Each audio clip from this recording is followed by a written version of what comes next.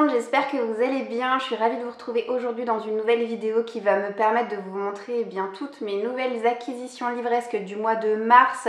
Si vous avez vu le titre de cette vidéo, vous devez déjà savoir que ça va être un book haul pas comme les autres. Mais j'y reviendrai tout à l'heure parce que dans un premier temps, j'aimerais beaucoup vous montrer ces nouveaux livres qui ont intégré les bibliothèques des enfants, à commencer par un nouveau mini loup. Promis, je ne vais pas vous en montrer tous les mois, mais là c'est vrai qu'on essaie d'enrichir un petit peu la collection de Marius parce qu'il accroche bien à ce nouveau petit héros. Je dis nouveau, ça fait des années que ce petit personnage existe, mais nouveau dans le sens où jusqu'à présent c'était Choupi, mais là j'avoue que Marius étant en train de grandir, Minilou détrône peu à peu Choupi. Les enfants ont été particulièrement gâtés au mois de mars puisque nous avons reçu 2 colis, un colis des éditions Kiman et aussi un colis des éditions Usborne. De la part des éditions Kiman, on a reçu cet album qui s'intitule Les grands garçons pleurent aussi. C'est écrit par John T. O'Leary. Et alors, ce qu'il faut savoir, c'est que ce livre était présent dans ma wishlist Amazon depuis plus de 2 ans. J'ai été particulièrement étonnée de voir que la maison d'édition rééditait cet album. Alors, ni une ni deux, j'ai sauté dessus. Et je suis très heureuse que ce titre fasse maintenant partie de nos bibliothèques parce que j'aime bien ce message qui est véhiculé. C'est vrai qu'on a tendance à dire aux enfants un peu à tort et à travers « Arrête de pleurer, c'est bon, t'es un grand maintenant, stop ». Et le message de ce livre, qui sonne très juste à mes oreilles d'hypersensible, c'est que les grands aussi, ils ont le droit de pleurer. Et il n'y a rien de choquant ou d'humiliant au fait de voir un adulte verser des larmes. On peut pleurer de joie, on peut pleurer d'émotion, de tristesse ou de colère. Et tout ça, ça nous est dévoilé dans cette histoire. Le seul petit reproche que je pourrais faire, c'est qu'il y a vraiment trop peu de texte, trop peu de narration. Donc du coup après c'est à nous parents de broder un petit peu et d'enrichir l'histoire pour qu'elle ne dure pas que 2 ou 3 minutes. Et je suis vraiment très contente qu'on ait ce livre à la maison parce que franchement encore une fois il me tentait beaucoup. Quant à l'autre livre que j'ai reçu de la maison d'édition, là c'est une totale découverte, j'avais jamais entendu parler de ce livre-ci, c'est une nouveauté chez eux. C'est Il en faut peu pour faire son miel. Je ne l'ai pas encore offert aux enfants, donc je l'ai lu de mon côté, mais je ne leur ai pas encore lu. Là, ça va plutôt s'adresser à Marius parce qu'il y a beaucoup d'humour. Bon, Louise est encore un peu jeune pour être le public visé par cet album. Je pense que voilà, 4-5 ans, c'est pas mal. Alors, que se passe-t-il dans cette histoire? On va avoir un ours qui a envie de se lancer dans l'apiculture et ça va commencer par trouver des abeilles, construire une ruche. C'est un petit peu... le kit du débutant, le manuel du débutant, le comment être apiculteur pour les nuls, vous voyez. Cet ours, il n'est pas très dégourdi, c'est un bricoleur du dimanche et il a absolument tout à apprendre. Et le texte est vraiment très drôle, les illustrations sont chouettes comme tout, très colorées. Moi, c'est vraiment un livre que j'ai beaucoup aimé et je suis très curieuse de savoir si ça plaira à Marius, s'il adhérera autant que moi, avec son regard d'enfant forcément, à cette histoire-là. Et j'en viens, pour finir avec les enfants, au super colis que j'ai reçu de la part de la maison d'édition Usborne. J'ai reçu 3 choses, mais vraiment 3 merveilles. Alors ce format-ci, je le connaissais déjà parce que j'ai acheté au mois de décembre pour le calendrier de l'Avent de Marius la même sorte d'ouvrage, c'est de la peinture magique. Donc vous avez un pinceau, vous le trempez dans l'eau et ensuite l'eau permet de révéler les couleurs. Donc moi je l'avais pris sur le thème de Noël, donc toujours aux éditions Usborne. Et là, à l'approche de Pâques, ils en ont sorti un nouveau. Je vous avoue que j'ai demandé un certain ouvrage à la maison d'édition Usborne, mais c'est pas pour tout de suite, mais je pouvais pas passer à côté. Franchement, je ne pouvais pas et je suis convaincue que Marius saura me remercier d'ici quelques années lorsqu'il sera en âge de recevoir le grand livre des labyrinthes. Je ne savais pas qu'il y avait cette collection chez Usborne, mais ils ont sorti 3 ou 4 livres différents sur les grands labyrinthes. Et franchement, c'est génial, il y a énormément de pages avec que des labyrinthes. Et du coup, là, c'est un ouvrage sur les labyrinthes espions. Et j'ai regardé, il y a une 50aine de pages, donc franchement, en plus de ça, bon, parfois on a des labyrinthes qui s'étalent sur une double page, mais la plupart... C'est une seule page, donc il y a vraiment de quoi faire, il y a vraiment de quoi passer de formidables moments de détente sur ces labyrinthes-là. Je vous cache pas qu'avec mon doigt, j'en ai fait déjà un certain nombre, notamment quand mon mari était en train de me préparer l'appareil photo, les réglages, etc. pour vous filmer cette vidéo. J'étais là, mais j'adore, et puis je suis persuadée que Marius va adorer aussi. C'est super bien réalisé. Alors si j'ai un seul reproche à faire, c'est que je ne m'attendais pas, en recevant cet ouvrage, à ce que la couverture soit souple. Je m'attendais à quelque chose de rigide. Du coup, ça garantit pas forcément une durée de vie illimitée, vous voyez. C'est voilà, bon, peut-être sur mon côté un petit peu tatillon, mais voilà, avec une couverture rigide, ça aurait été encore mieux. Mais autrement, pour ce qui est de l'intérieur, c'est exceptionnel. Et le dernier ouvrage que je dois à cette maison d'édition, c'est un petit documentaire, c'est Explore, au temps des Vikings. J'ai pu voir qu'ils en ont sorti là aussi plusieurs. J'avoue que le Explore, au temps des pharaons, me fait énormément de l'œil parce que moi je suis férue de tout ce qui est mythologie, etc. Et la culture égyptienne m'a toujours beaucoup plu, de même que la culture grecque lorsque déjà j'étais enfant. Le monde des Vikings, j'y connais strictement rien, mais j'avoue que j'ai tout de suite craqué dessus. J'ai hâte de le proposer à Marius parce que même si à son âge, l'histoire avec un grand H, c'est tout sauf concret, et ben voilà, ça fait toujours un enrichissement supplémentaire de la culture à engranger. Et Dieu sait qu'à cet âge-là, les enfants sont des éponges, ils retiennent avec une énorme facilité tout un tas d'informations. Donc il n'est jamais trop tôt pour apprendre, il n'est jamais trop tôt pour se cultiver. Et ce sont des livres qui sont extrêmement bien faits. Pour le coup, on a une couverture qui est cartonnée, qui est bien solide. Et il y a différents petits rabats qui permettent une interactivité avec l'ouvrage qui est très plaisante, très satisfaisante. Je trouve que c'est un très bel ouvrage que j'ai déjà hâte de montrer à Marius. Merci mille fois aux éditions Usborne pour l'envoi de toutes ces merveilles. Alors je vais maintenant passer au livre pour les grands. J'ai reçu au mois de mars un service presse. Ah ouais, attends, je suis pas allée à la boîte aux lettres. Je suis essoufflée parce que je viens de cavaler dans mes escaliers. En fait, je reviens de ma boîte aux lettres parce que là, je vais passer au livre pour adultes maintenant.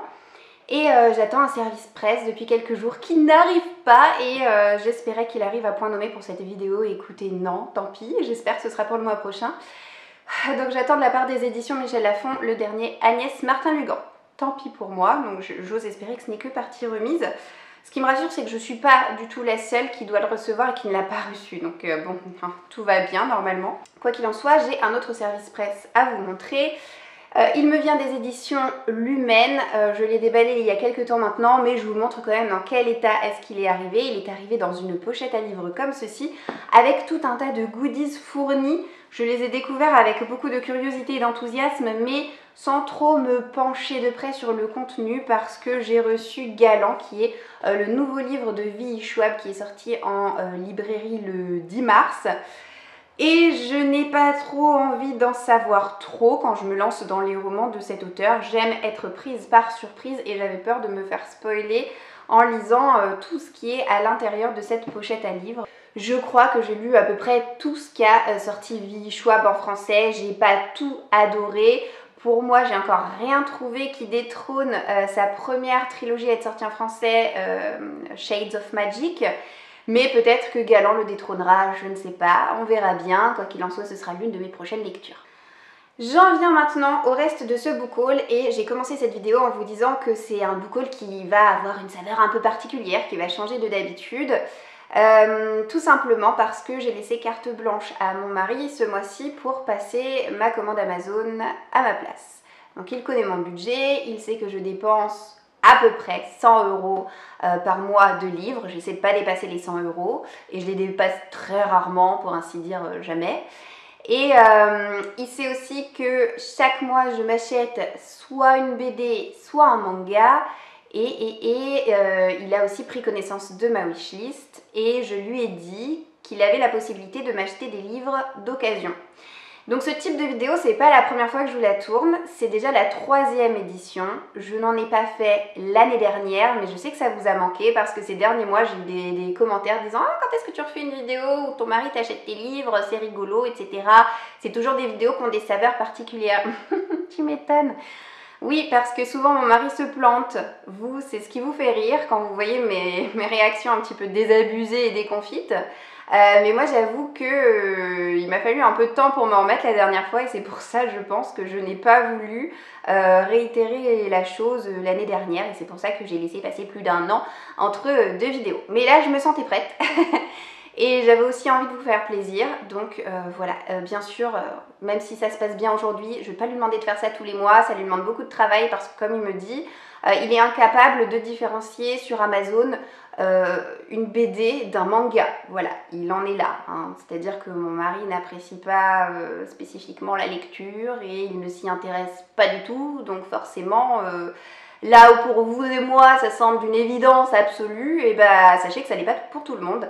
Et quand je vous parle de boulettes qu'il a pu commettre, il y en a une qui me reste en tête. Alors bon, il y a le fait que pour une édition précédente, je lui avais donné une liste en lui disant surtout tu ne m'achètes pas ce qu'il y a dans cette liste parce que j'attends les sorties poche. Et ben qu'est-ce qu'il a fait? Il a pris un livre de la liste, voilà.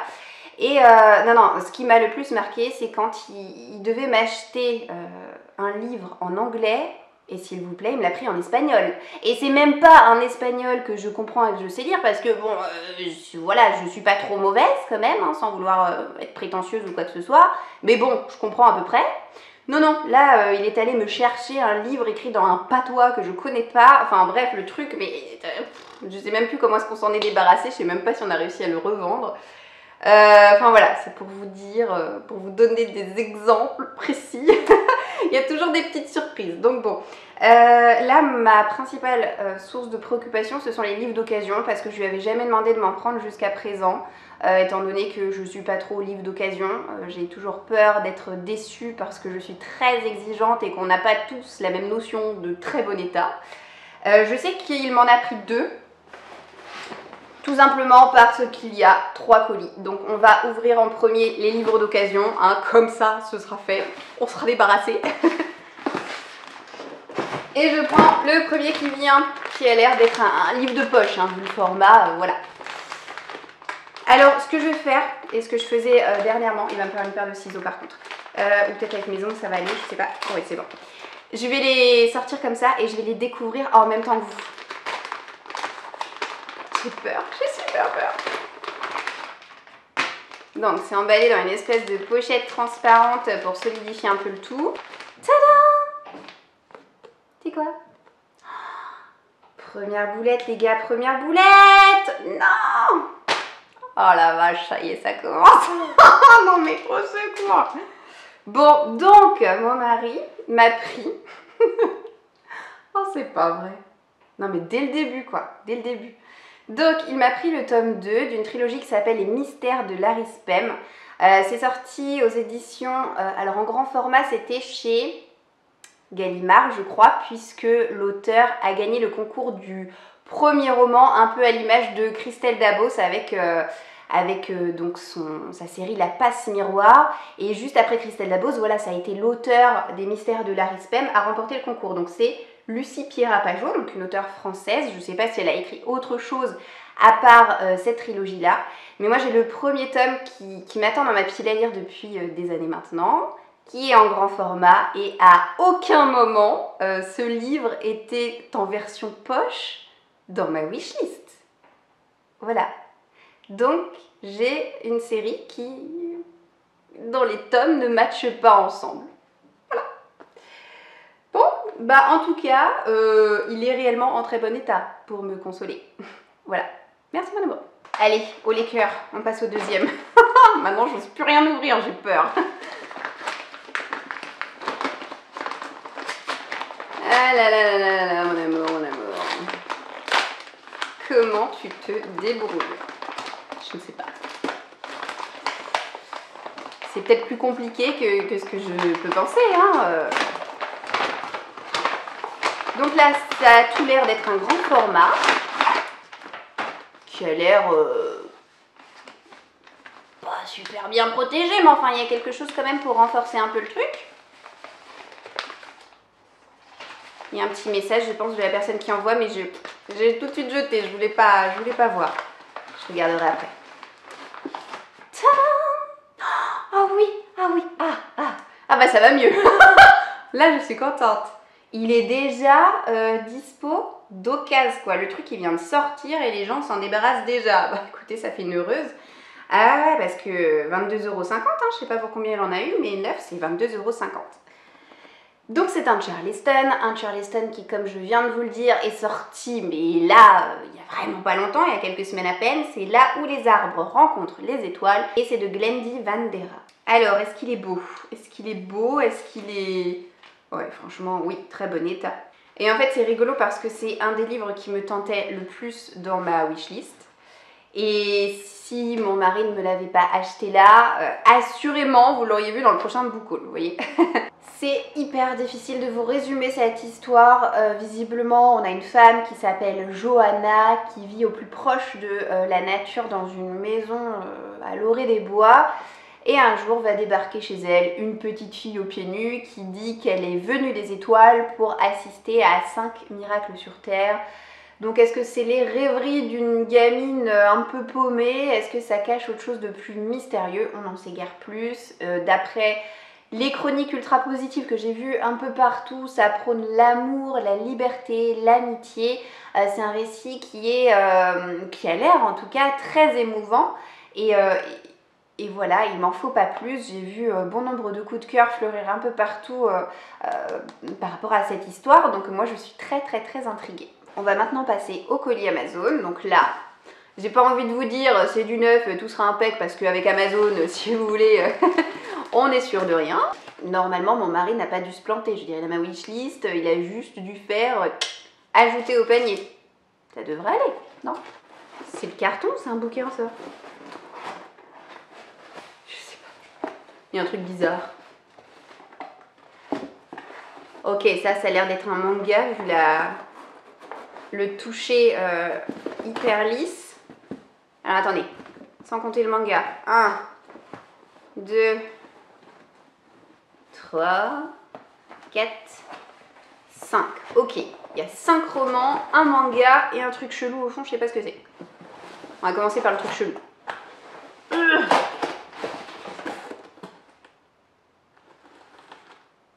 Ah oui d'accord, c'est pas pour moi. J'avais oublié.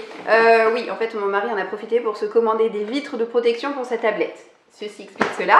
Donc, on va partir sur le manga. Allez. Alors, il m'a dit, je ne sais pas différencier les mangas, les BD et des romans, mais je suis tombée sur un truc où j'avais pas trop de doutes. Donc, je mise que parmi toutes mes suites de séries, il a dû me prendre The Promised Neverland parce qu'il le voit très régulièrement sur ma table de chevet. Je lui ai déjà parlé de l'histoire, donc à mon avis, ça a dû rester dans sa tête. Ouais, voilà, c'est cool. Je suis en train de lire en ce moment le tome 5, j'ai déjà le tome 6 d'avance. Et là, il m'a pris le tome 7. En effet, il a raison, il ne pouvait pas se tromper puisqu'il se rappelait très bien du nom, il sait très bien de quoi ça parle, etc. Donc super, ça me va. Ensuite... il a l'air très gros celui-là. C'est quoi? Hop. Oh super. Attendez. Hop. Donc c'est Bienvenue à Perfect City. C'est sorti aux éditions Fleurus et c'est une sortie de fin d'année dernière. C'est un tome 1, sous-entendu il va y avoir une suite. Donc si j'aime cette histoire, j'espère qu'il y aura une suite. On va découvrir une enfant, une adolescente d'ailleurs je crois, qui s'appelle Violette. Et qui va être embarquée par ses parents qui déménagent puisque son père a trouvé du travail dans une nouvelle ville qui s'appelle Perfect City. Et c'est une ville qui porte super bien son nom, ça file droit, hein, c'est-à-dire que personne ne dit un mot plus haut qu'un autre, tout le monde suit bien gentiment les règles qui sont établies. Il y a juste une particularité qui est quand même assez... atypique, c'est que tout le monde doit porter dans cette ville des lunettes parce que s'ils ne les portent pas, leur vision s'obscurcit de plus en plus et ils risquent de terminer aveugles. Mais bizarrement, dès lors qu'ils quittent la ville, les habitants n'ont plus aucun problème de vue. Et Violette, qui est plutôt dégourdie, qui est plutôt intrépide, va commencer à mettre son nez un petit peu là où il ne faut pas. Elle va essayer de chercher quel mystère entoure cette ville si parfaite au premier abord. Allez, je prends celui-ci. Oh non, il est corné. Bon, je vais le garder quand même. Il est corné, quoi. C'est le tome 3 de la série Les 7 sœurs de Lucinda Riley. Alors c'est rigolo parce que j'ai parlé du tome 2 en long, en large et en travers à mon mari pendant que je le lisais il y a peu de temps. Et du coup mon mari m'écoutait, mais à mon avis dans sa tête il était comme ça. Mais tu sais que je t'ai commandé le tome 3. Donc c'est plutôt rigolo. Parce que c'est une série que j'aime beaucoup. Voilà, c'est pour ça que je lui en parlais. Vous le savez, mon mari n'aime pas lire, mais moi, dès lors que j'adore un livre que je lis, il faut que je partage, il faut que... faut que ça sorte.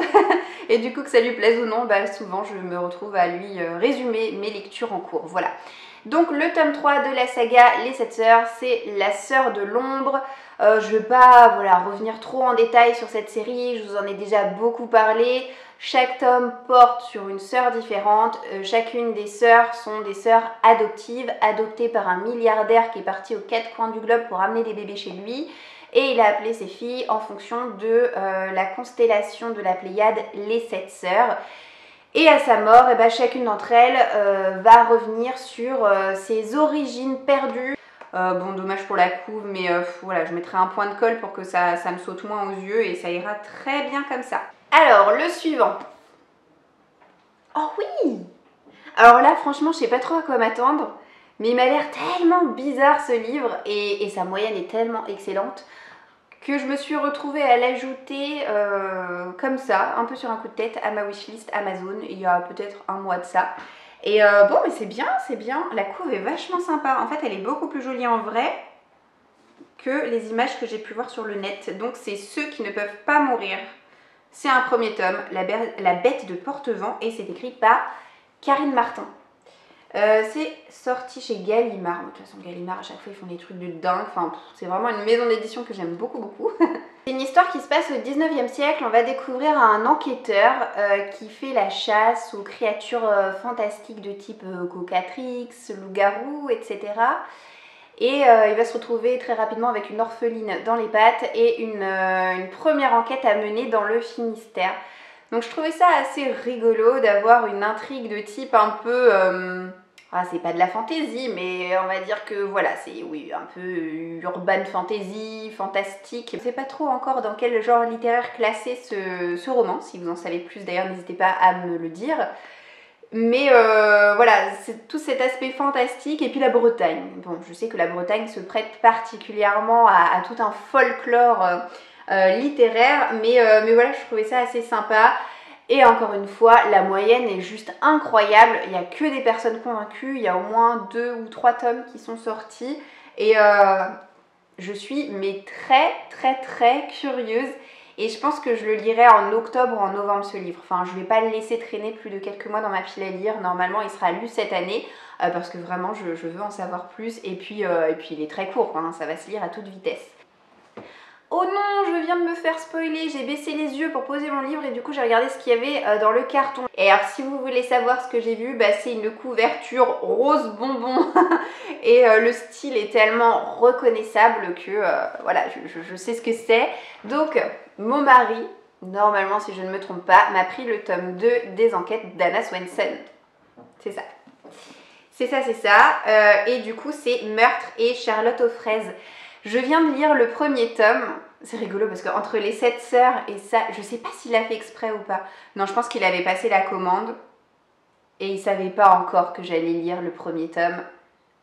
Et je pense que c'était pareil pour les 7 sœurs. Je lui demanderai après, mais je pense que c'est qu'une coïncidence. Mais en tout cas, la coïncidence est plutôt amusante. Donc là, c'est le tome 2. Comme je vous le disais, j'ai lu le premier tome de ce Cozy Mystery à la sauce un peu américaine, hein, parce que normalement, qui dit Cozy Mystery dit récit policier, humoristique et cosy se passant en Angleterre. Là, pour le coup, ben non, on est aux États-Unis. Et ce qui est rigolo, c'est que c'est un peu old school. Hein. Je sais plus trop... Ça se passe au début du 21e siècle, là. On est dans les années 2000, l'héroïne n'a pas de téléphone portable, internet ça n'existe pas non plus, donc si vous voulez les enquêtes se mènent pas de la même manière qu'elles peuvent se mener aujourd'hui. C'est une série vraiment à rallonge et il faut s'accrocher pour avoir tous les tomes parce qu'ils paraissent vraiment très régulièrement aux éditions du Cherche Midi, hein. Tous les 2 mois il y a un nouveau tome qui paraît. Donc voilà, je suis absolument pas à jour, mais écoutez, c'est pas grave. Tout ce qui m'intéresse, tout ce qui m'importe, c'est d'apprécier ce tome 2 autant que le premier. Alors, je crois qu'il me reste un livre. Ouais, c'est ça. Là, je crois que le carton est vide. Ok, c'est un livre de poche. Alors, qu'est-ce que c'est? Oh, chouette. Donc mon mari a choisi de m'offrir Les Sorcières de Pendle de Stacy Hall. Ça va pas être mon premier roman de l'auteur parce que de la part des éditions Michel Lafon, j'ai eu L'Orpheline de Foundling. Je l'ai reçu l'année dernière, je l'ai lu, je vous en ai parlé et c'est un récit qui m'a énormément plu et qui forcément m'a donné envie de découvrir le premier roman qui a lancé l'auteur. Là, il n'y a pas de souci, même si j'ai reçu le service presse en grand format, je l'avais mis en poche dans ma wishlist. Donc, pas d'erreur. Il est bien arrivé en poche comme je le souhaitais. Je me lancerai peut-être pas tout de suite dans la lecture de ce titre parce qu'en début d'année, j'ai lu Un bûcher sous la neige qui aborde la même thématique. Alors, je voudrais pas que ce soit trop répétitif. Mais j'essaierai quand même de le lire cette année parce que j'imagine qu'à la fin de cette année 2022, les éditions Michel Lafon sortiront le troisième roman de l'auteur qui est sorti il y a peu en anglais, donc voilà. Oh, ça a l'air vraiment chouette, là je suis en train de lire le résumé. Oui, parce que moi je mets des livres dans ma wishlist, si vous saviez, je lis pas forcément les résumés de ce que j'ajoute à ma wishlist. Hein. Là pour le coup, il m'a suffi d'adorer L'Orpheline de Foundling et c'est bon, j'ajoutais tous les autres romans de Stacy Hall. Donc là, ce que je peux vous dire, c'est qu'on est au début du XVIIe siècle et on a une jeune femme qui essaie de mener une grossesse à son terme, sauf qu'elle n'y arrive pas. Elle en est déjà à sa 4e grossesse et elle va se mettre à côtoyer une sage-femme qui s'appelle Alice et qui n'a pas forcément très bonne réputation et qui très rapidement va être accusée de sorcellerie. Sauf que sa bienfaitrice, hein, la châtelaine donc Fleetwood, qui est ce personnage qui essaie de mener sa grossesse à son terme, va tout faire pour arracher sa bienfaitrice Alice à la potence. Voilà, ça a l'air vraiment super, ça a l'air vraiment chouette. Il va falloir que je range tout ça. Bon... Bah finalement c'était pas si mal, hein. Il y a eu qu'un seul couac. J'ai eu très peur parce qu'on a quand même commencé par ce couac. Les mystères de Larry Spem. Non mais tant pis, hein, je veux dire, je vais le garder. Je le lirai en poche et puis c'est tout. Puis peut-être même que je me prendrai même le tome 3 en poche. On verra. Bon déjà je vais commencer par lire le premier tome. Maintenant que j'ai le tome 2 dans ma pile à lire, ça va me motiver, d'autant plus à l'en sortir. On va voir si ça me plaît et j'aviserai par la suite. Et si je devais choisir parmi tout ce que mon mari a choisi pour moi, le livre qui m'emballe le plus, bah, je choisirais pas le Lucinda Riley ni les enquêtes d'Anna Swenson parce que je viens de lire des tomes de la série trop récemment pour que je me sente hyper enthousiasmée par ces réceptions. Mais du coup, si je devais choisir un autre livre, eh ben, je dirais que c'est celui-ci, le Charleston. Voilà, c'est celui qu'il m'a acheté qui me tente le plus. J'espère en tout cas que cette vidéo et ce format de vidéo un peu particulier vous aura plu. J'espère que vous aurez bien ri de ma déconvenue, c'est ce qu'il faut, hein. Il faut surtout pas me plaindre, il faut en rire absolument. Et n'hésitez pas à me laisser un petit commentaire pour me dire ce que vous avez pensé de la vidéo. Aujourd'hui encore, il y avait le micro. Je vous ai demandé ce que vous en pensiez dans ma vidéo précédente de pile à lire participative. Mais au moment où je tourne cette vidéo, elle n'est pas encore diffusée sur ma chaîne. Donc je n'ai pas pu voir vos réponses. Donc c'est pour ça que j'aviserai par la suite si je le garde ou si je l'enlève. Et n'hésitez pas aussi à me dire si vous avez lu certains des livres que je vous ai présentés pour me dire ce que vous en avez pensé. Je vous souhaite pour ma part de passer une excellente journée et je vous dis d'ores et déjà à bientôt dans une prochaine vidéo. Ciao ciao!